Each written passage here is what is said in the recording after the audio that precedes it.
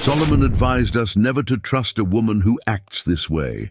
In addition to the special honor we owe grant to the Word of God, which was written by divine inspiration, when experienced people talk about a subject, wisdom tells us to pay attention.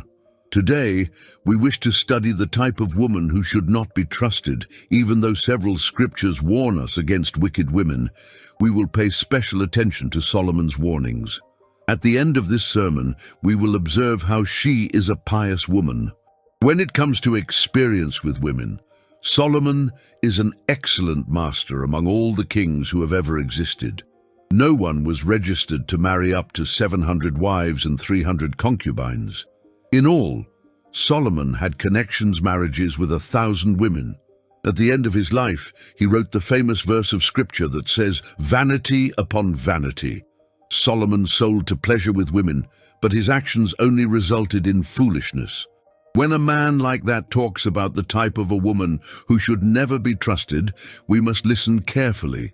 And, in the same vein, when he talks about the woman you can trust and seek, we must also listen with attention. In the book of Proverbs, King Solomon offers us your advice on qualities that we should look for in a wife. He tells us that a virtuous woman is worth much more than rubies, which she is diligent and a good administrator of your home. It also tells us that a good wife is trustworthy, loving and kind, being a source of joy and blessing for your husband. In the book of Ecclesiastes, King Solomon tells us that he had many wives and concubines, but also admits that made mistakes in their choices. He warns us not to be deceived for beauty or charm, but to look for a woman with good character, intelligence and kindness. Advises us to go beyond appearances' exteriors and choose a woman who is loyal, trustworthy, and share our values and beliefs. My dear brothers and sisters, Solomon's advice is so relevant today as they were in their era. Choosing the right partner is one of the most important decisions that we will take in our lives, and it is a decision that will affect us for years. Let's study the Proverbs of Solomon about the types of women in whom should never trust or allow our lives. The dangers of the immoral woman, Proverbs 23:27-28. For Solomon, a prostitute is like a deep well, and a temptress is like a narrow well. She also hides behind waiting for a victim and increases the number of infidels among men. In this excerpt, King Solomon speaks of two types of women, the prostitute and the deviant wife. Both are dangerous and have the potential to deviate from the correct path, comparing the prostitute to a well deep, a place of danger and obscurity, and also to an ambush ready to attack men unsuspecting. The backslidden wife, on the other hand, is compared to a narrow well, which may look inviting and refreshing initially, but it is fundamentally a place of danger and death. She also multiplies the infidels among men, spreading his influence and leading others by a path of destruction. Solomon's warning is clear. The sexual immorality can lead us to a path of destruction, ruining our relationships, families, and lives. Furthermore, it may have consequences abroad, affecting not only us ourselves, but also those around us. A perfect example of the type of woman mentioned in Proverbs 23:27 and 28 is Potiphar's wife.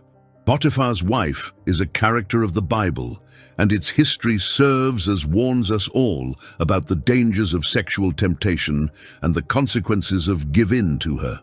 She was the wife of Potiphar, an official Egyptian responsible for guarding the palace.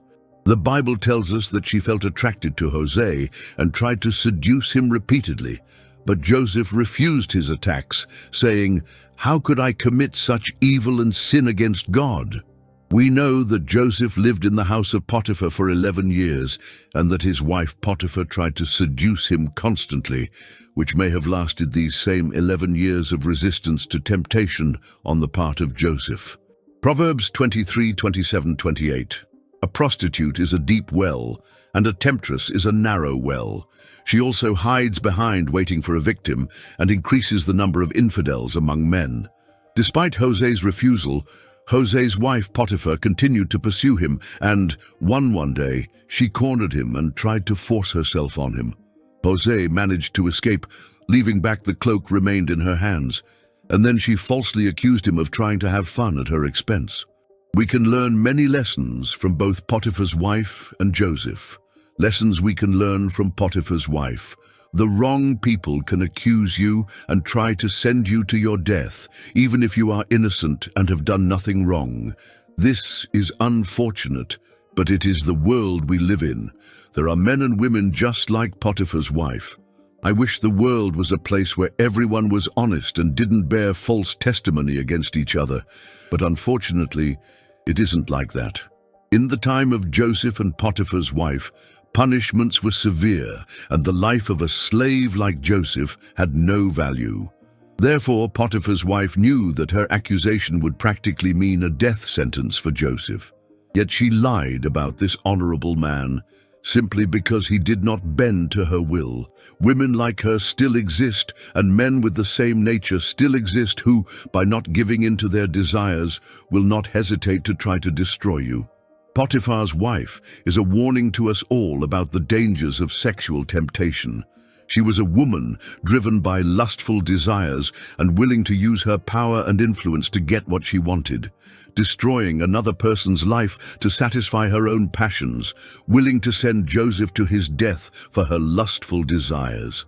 As Christians, we are called to live lives of purity and holiness, to avoid sexual immorality, and to honor God with our bodies. This means we must be careful about the company we keep and the choices we make. Potiphar's wife serves as a warning about the dangers of sexual temptation and the consequences of giving in to it. We must be vigilant against the temptations that come our way and resist them with all our strength. We must also be cautious about the people we associate with, as there are still Potiphar's wives in this world, both men and women, and to think so is naive. She was a married woman trying to commit adultery with someone who worked for her and who could have easily given in to pressure. She had no concern for her husband, her marriage, or human life. Potiphar's wife had an evil character, which is why she is a perfect example of the type of woman mentioned in Proverbs 23:27-28. Potiphar, in choosing his wife, clearly did not prioritize character. Be concerned about the character of the people you choose to interact with. Lessons we can learn from Joseph's resistance to temptation. Jose's example of resistance is powerful for all of us. He reminds us that no matter how strong the temptation, we always have a choice. We can choose to give in to our desires and give in to sin, or we can choose to resist temptation and honor God with our bodies and actions. Potiphar's wife may have tried to seduce Joseph over a period of 11 years, but Joseph remained faithful. He did not give in to the desires of youth. I'm sure Potiphar's wife would be an attractive woman, but he resisted the temptation. We always have a choice. Genesis 39:8 shows that in response to Potiphar's wife's advances, Joseph remembered how much he had to lose and the trust his master placed in him. The truth is that today every person who listens to me, young or old, married or single, has a lot to lose by giving in to temptation and getting involved with the wrong person. This temptation is not worth losing your marriage or subjecting your children to divorce. It is not worth losing your innocence or your ability to serve the Lord. Dealing with the wrong person cost Samson his life. It's something serious. What will this cost you? What will it cost you to focus on character? Now that we have seen the type of woman a man should avoid and the type of woman a woman should refuse to be, let's look at some examples of the woman the Bible recommends seeking and the type of woman women should strive to be. There are wonderful, God-fearing, honest and kind women in the world, and if we want to follow the path of virtue, we must seek out these attributes. The scriptures guide us to choose people who share our values and beliefs, who are loyal and trustworthy. The virtuous woman, as described in Proverbs, is much more valuable than rubies. She is hardworking, manages her home well, is trustworthy, loving and kind, and is a source of joy and blessing to her spouse. As Christians, we are encouraged to live by these principles, avoiding the pitfalls of temptation and seeking integrity and honor in our relationships. The story of Joseph and Potiphar's wife serves as a lesson for us to discern people's true intentions and to remain firm in our faith and morality. If you are married to a wonderful woman or your son is lucky enough to have one as a wife, cherish and love her. It is a lie straight from the depths of hell to say that there are no longer extraordinary women. They are out there. God did not stop raising his pious daughters. The graceful woman, Proverbs 11:16. A gracious woman preserves honor, and strong men preserve riches. A graceful woman is kind, polite, and courteous. She is the type of woman who is a perfect fit for every Christian man for marriage. Although there is a high level of decadence in our society, God still preserves godly daughters for their sons. If you allow God to guide you, he will place a gracious woman in your path. Proverbs 18:22 reminds us that a good wife is a favor that every man should receive from the Lord. A gracious woman will not dishonor her husband as Vashti did King Xerxes. She is polite and supports her husband's vision. Unlike Jezebel, who urged Ahab to do evil before the Lord, a gracious woman supports her husband in serving the Lord.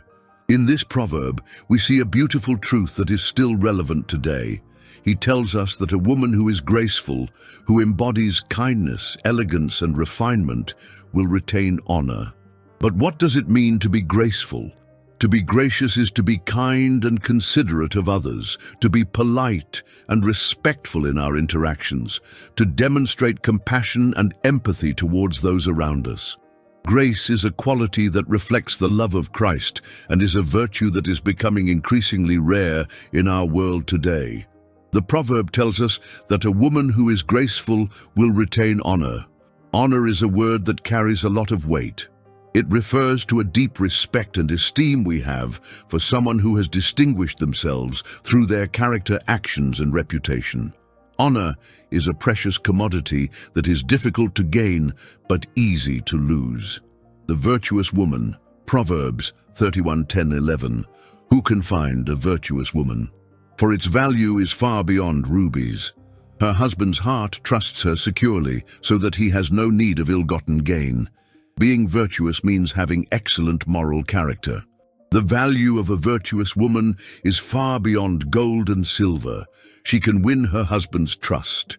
The proverb tells us that her husband's heart trusts her securely so that he will not need spoil.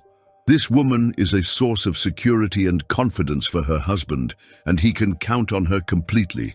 She is a woman of great value, and her worth is not measured by material possessions, but by her character, her actions, and her love. This woman is virtuous, which means she embodies the highest moral and ethical values. She is honest, trustworthy, and has integrity in all her dealings. She is kind and compassionate towards others and serves her family and community with a generous and loving heart. She is a woman of faith, and her life is rooted in her relationship with God. The proverb also tells us that its value is far beyond rubies. Rubies are precious gems, but this woman's worth cannot be compared to any material possession. Your worth is invaluable and derives from the beauty of your character, the purity of your heart, and the depth of your love. My dear sisters, let us all strive to be like this virtuous woman. Let us aspire to embody the highest moral and ethical values, be honest, trustworthy, and principled in all our actions, show kindness and compassion to those around us, and serve our families and communities with a generous and loving heart. Let us be women of faith and allow our lives to be rooted in our relationship with God. There are still wonderful, godly women in the world, and as a man, you should strive to find her, and as a woman, you should strive to be her.